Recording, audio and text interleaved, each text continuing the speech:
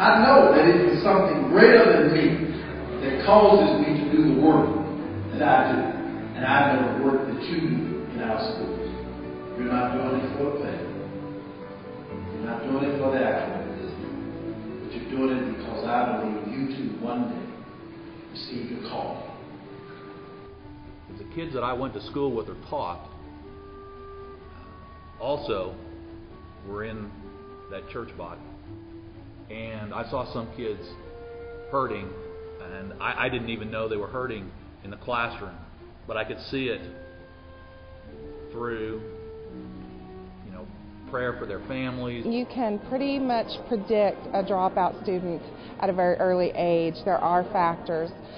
We have, in our community, we have a high rate of poverty. We have a high transient rate. Very often the church is guilty of having other agendas, of using opportunities as a means to another end for evangelism or proselytism, and says to them, we are simply doing something for you so that we can have another end.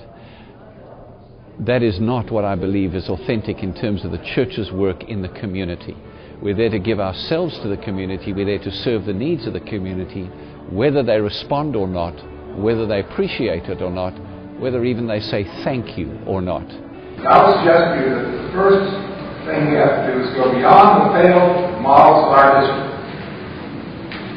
Because many of our constituents, many educators understand this, because many of your constituents, and clergy too, many people in your pews carry around a bad history on this issue. I'm here because I have two things in common that I felt like this conference would meet those needs.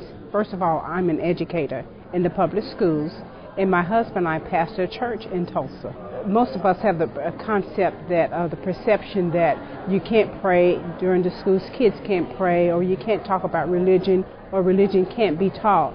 But I found out today that actually the religious community can work very well with our educational process. We've lost the concept of citizenship. We have lost the ability to rationally talk to each other. Everybody in this room as educators and as ministers working with your various populations know there are needs out there. The state is partially unwilling, partially unable to fund those programs.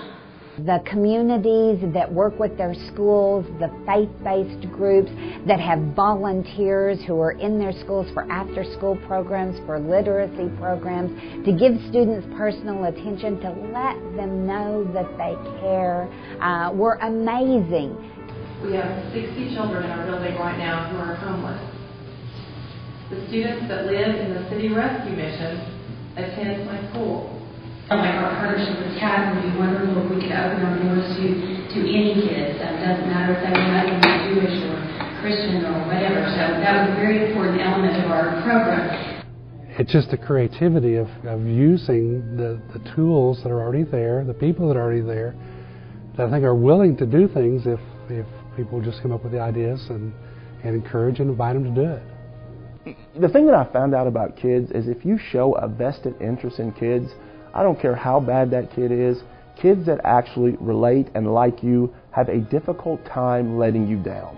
That's not to say they won't let you down, but they really have a difficult time. So if those pastors or whoever we have from the church actually come out and express a strong interest in actual education, it'll tend to rub off towards that kid. A partnership with Eisenhower Elementary. 6 years later, we are still in partnership. These are our kids. All schools that are open with their clergy and with their churches and their community and have strong faiths. We're doing this in Oak City. We have wonderful youth directors and the school is open and supportive of their endeavors.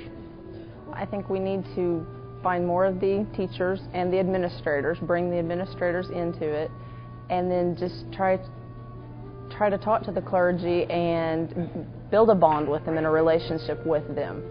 So that way we can build a foundation for trying something new and trying some of these programs.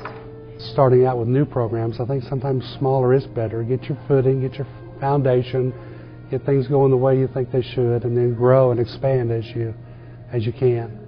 I like to plant the seeds and let them think it through themselves, what they can do, what they might do. I don't have to drive the program.